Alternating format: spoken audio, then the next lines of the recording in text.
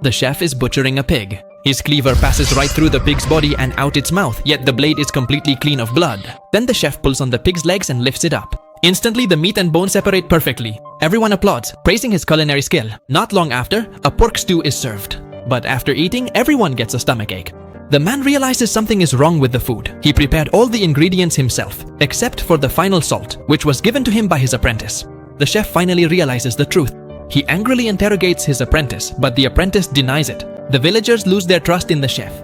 Unable to defend himself, the village chief banishes him to avoid further trouble. To make a living, the chef goes to a restaurant to apply for a job.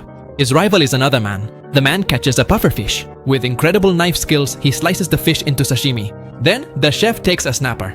He slices along the fish's back, cutting it into thin pieces. Miraculously, the snapper is still swimming. Even when only its skeleton is left, it feels no pain. The restaurant owner loves the chef's dish. The other man is confused. It turns out the chef used a knife made of ice while cooking. The man acknowledges his superiority and even asks to become the chef's student. Hearing how extraordinary the chef's cooking is, the restaurant's head chef feels threatened. He challenges the chef to a cooking duel. The loser must leave the restaurant. This time, the dish at stake is roasted duck. The chef asks the other man to be his assistant. The two of them quickly finish their respective dishes. A girl tastes the roasted duck made by the head chef. It's delicious. Then it's time for the other chef's dish.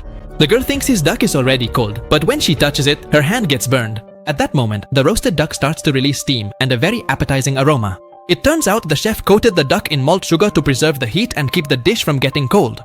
The girl tastes the duck meat and is shocked by how delicious it is. The head chef sees this, tries it himself, and can only let out a soft sigh before admitting defeat. Curiously, he asks how the chef cooked it. It turns out the chef didn't use a knife at all, because if the duck meat touches a knife, the fibers will be severed and the texture will be ruined. So, he had his student break the duck's bones with the palm of his hand.